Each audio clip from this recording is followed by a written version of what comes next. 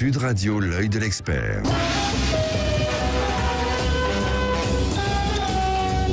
Et oui, sorti aujourd'hui en salle dans plus de 1000 salles, je crois que c'est ça, du nouveau James Bond, Mourir peut attendre. On en parle avec un spécialiste, comment on dit un spécialiste James Bond? Un bondologue. Un bondologue, Guillaume Evin, bonjour, merci d'être avec nous. Vous publiez chez Hugo Doc Bond, la légende en 25 films. C'est vraiment pour les passionnés et les moins passionnés peut-être de James Bond, parce qu'on apprend énormément de choses dans votre livre sur ces 25 films. Et puis on va parler de ce nouveau James Bond. Vous en avez pensé quoi? Vous l'avez vu, j'imagine? Vous avez été partie des privilégiés. Je l'ai déjà vu 2 fois. Ouais. Avis mitigé. Ouais. Je pense que c'est un film très déroutant. Un Bond atypique à plus d'un titre. Il va probablement décevoir les bondophiles, c'est-à-dire les fans, ceux qui connaissent bien les codes. En revanche, il peut séduire un grand public qui a été attiré par le côté sombre, vulnérable, presque romantique de la fin de Skyfall. Ouais. Moi j'ai vu le titre d'une critique dans Le Point qui dit James Bond et le wokisme, c'est-à-dire le politiquement correct. Effectivement, on tombe dans quelque chose d'un petit peu plus sensible, on va dire, et moins viril.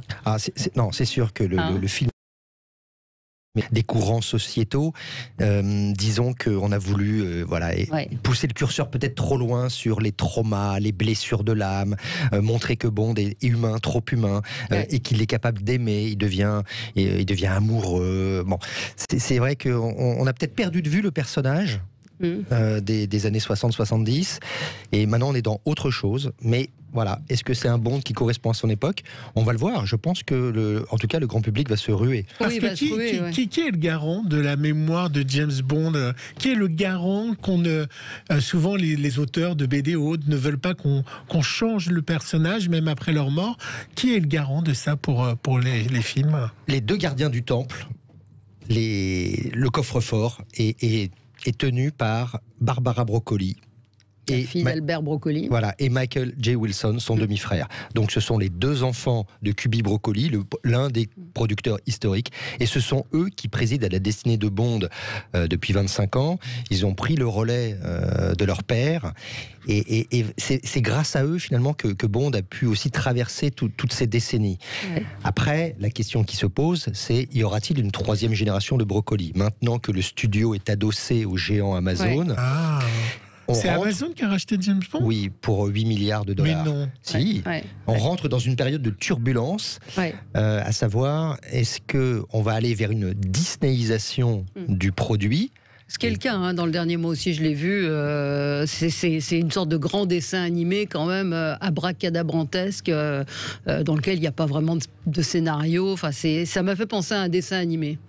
Alors, c'est vrai qu'il y a un peu une tendance... C'est pour ça que ça fait un écho dans ce que vous dites. Il y a un peu une tendance à la marvelisation aussi. Incroyable. Et voilà. Et donc, l'autre optique, c'est de conserver un produit premium, réservé aux salles de cinéma, avec un retour à ce qu'on appelle des stand-alone, c'est-à-dire des films unitaires. Un film, une mission, comme on avait au début. Ouais. Et donc ça... Je pense que Broccoli et Wilson ont les cartes en main. Ils doivent trancher un peu entre ces 2 options. Donc, revenir au Bond d'avant, ou bien repartir dans un nouveau cycle avec un acteur pour 3 ou 4 films. Voilà, c'est pas encore tranché. Un acteur ou une actrice ou pas? Parce qu'on a évoqué cette possibilité où Bond restera un homme. Je vais dissiper le malentendu. Oui. Je crois que les gens confondent tout simplement Bond, le personnage, et le matricule. Le matricule 007 ne lui appartient pas. Il a été alloué par le MI6 et il peut être donné à une femme. Je n'en dis pas plus, on verra dans le film. Mais l'agent 007 est un agent en mission. S'il vient à décéder, à prendre sa retraite, à être dépressif... Il y aura un autre 007. On lui retire son 00 et on l'attribue à quelqu'un d'autre. Mais en revanche, James Bond demeure. Il n'y aura pas de Jane Bond ou de James Bondette. Ça n'a pas de sens. En revanche, on peut tout à fait imaginer qu'il y ait une série parallèle autour d'un personnage 00 féminin. Pourquoi pas? Et d'ailleurs, il y avait eu la tentation dans les années 2000 de créer ce qu'on appelle un spin-off à Hollywood. C'est une série parallèle avec le personnage de Jinx, qui était joué par Halle Berry.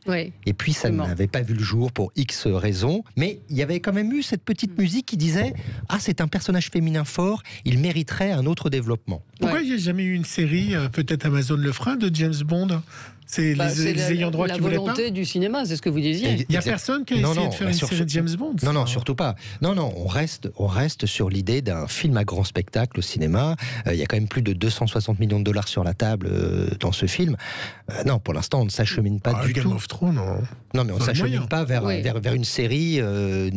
Voilà, c'est pas l'optique. Alors, on retrouve les codes. Il y a l'Aston Martin qui est un petit peu modifiée, mais bon, elle envoie tous les phares, sont toujours là. Moi, j'ai appris dans votre livre, par exemple, que la Rolls-Royce Silver Cloud, alors là, on parle de Roger Moore, et n'était pas conduite par Roger Moore, mais par Patrick Macnee. Ah, incroyable. Ah non, mais oui, ça c'est Dangereusement Vôtre. Ça c'est Dangereusement Vôtre, mais surtout, cette Rolls-Royce, en fait, appartenait, tenez-vous bien, à Cuby Broccoli, le patron lui-même. Il avait prêté sa Rolls. Voilà. Mais là, alors, il y a des codes qui changent un petit peu. La voiture n'est pas, l'Aston Martin n'est pas exactement la même. On retrouve l'Aston Martin des débuts, la fameuse DB5, l'Aston Martin mythique, celle que l'on a appelée The Famous Car in the World. Et on en voit d'autres. On retrouve toujours...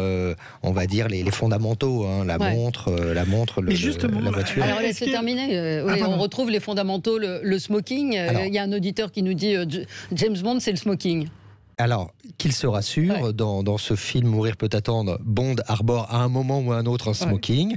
De même qu'on retrouve les gimmicks, vous savez, secoué non agité en parlant de son vodka martini. Voilà. Donc shaken not stirred. On a Bond, James Bond. Bon, vous savez, tout ça, ce sont un peu des rituels. Ça fait partie du cahier des charges de chaque Bond. Donc il faut cocher. Donc vous avez un générique, vous avez des décors, vous avez des gadgets, alors, pas trop. Le plus beau dans le film sont les paysages. Là, on est transporté dans ce village d'Italie absolument incroyable, la Norvège. On a des paysages absolument époustouflants. Toujours. Ça, c'est l'effet carte postale. C'est-à-dire qu'un Bond se doit de présenter les plus beaux lieux de la planète. Alors parfois, ça peut être juste, vous voyez, en toile de fond.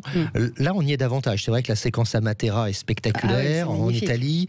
On a aussi une formidable séquence à Cuba, en Norvège, en Jamaïque. En Jamaïque, d'ailleurs, c'est un beau clin d'œil puisque c'est là où tout a commencé. Le premier Bond, Dr No, a été tourné en Jamaïque. Et puis le premier de Roger Moore aussi était tourné là-bas. Voilà, c'est une longue histoire. C'est un clin d'œil aussi pour les fans. Est-ce qu'il y a des gadgets qui ont été inventés dans le film et qui sont devenus réels dans la vraie vie ? C'est l'inverse. Alors j'ai souvenir par exemple l'espèce de jet ski que chevauche Roger Moore dans L'espion qui m'aimait. Nous sommes en 77 et à l'époque ça ne sillonne pas les mers. Voilà, il avait fait sensation avec.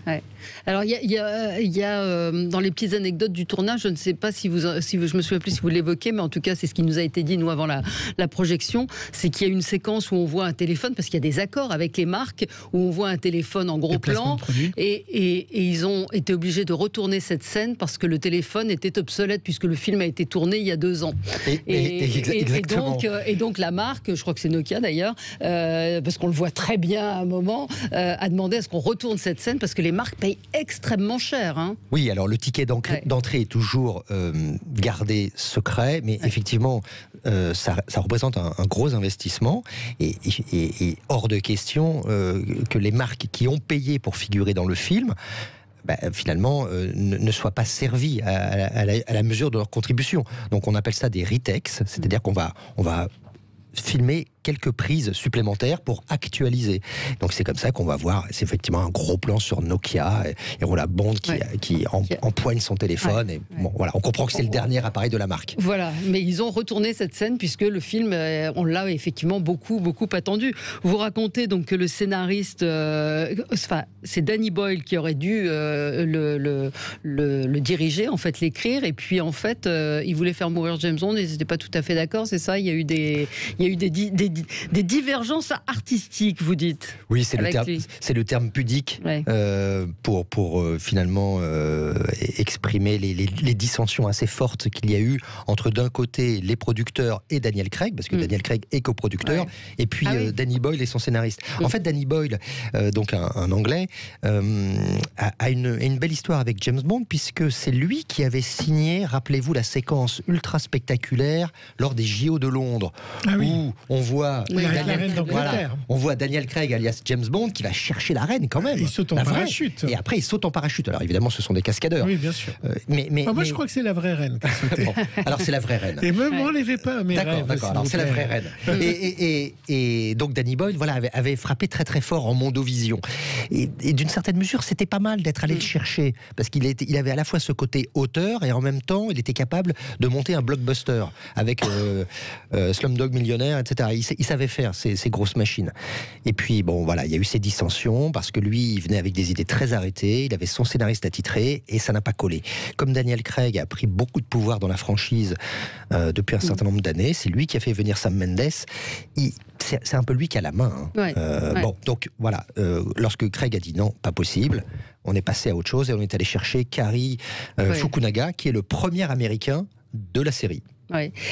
Vous dites à la fin de votre introduction, donc le James Bond est né il y a 60 ans de l'imaginaire foisonnant d'un Britannique misogyne. Aujourd'hui, on sent encore une fois dans ce dernier opus que le rapport aux femmes a changé. Alors, est-ce qu'il doit se retourner dans sa tombe, le pauvre Ian Fleming, oui, sans doute, mais parce que de toute façon, c'est un personnage inventé dans les années 50-60. L'auteur était lui-même prisonnier des préjugés de son époque. Il était un peu raciste, il était sexiste, misogyne, colonialiste. Bon, c'était autre chose. En fait, si vous voulez, les reproches qui pouvaient lui être faits étaient assez marginaux. Aujourd'hui, effectivement, c'est impensable. La société a évolué, Bond a dû évoluer, mais c'est aussi un garant de sa longévité.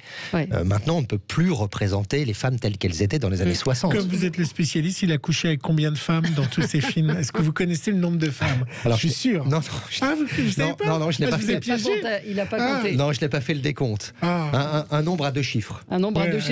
Vous dites à la fin, en conclusion, il faut se souvenir donc en tant que héros de cinéma, James Bond n'est pas prêt de disparaître. Il ne remportera pas d'Oscar, mais beaucoup de fans enthousiastes. Il y a un mépris pour James Bond du cinéma. Longtemps, la saga a été un petit peu méprisée. D'ailleurs, elle était soigneusement tenue à l'écart de toutes les récompenses. Et puis, le vent, justement, a tourné il y a une petite dizaine d'années. Je rappelle que les chansons titres, que ce soit celle d'Adèle ou celle de Sam Smith, sur les 2 derniers Bond, ont chacune remporté l'Oscar de la meilleure chanson. Donc là, tous les espoirs sont permis pour Billie Eilish en mars prochain à Hollywood. Bon, c'est signe quand même que la saga fait partie de l'establishment. Elle est maintenant reconnue. Enfin, c'est pas l'Oscar du meilleur acteur, hein, non, pas encore, mais... Il y a des pistes pour le nouveau James Bond ou pas? Parce que Daniel Craig arrête. Quelles sont les Non, aucune. C'est le secret le mieux gardé. Mais il sera britannique. Alors, ça c'est sûr. Alors, il sera britannique. Il sera britannique ou anglo-saxon. Mais non, ce qu'il faut bien comprendre, c'est que je pense que Broccoli et Wilson vont chercher un acteur dont ils vont révéler le nom en 2022, qui surtout ne sera pas marqué par ses rôles précédents. Ça, c'est l'essentiel. Il ne faut surtout pas aller chercher une star d'une autre franchise.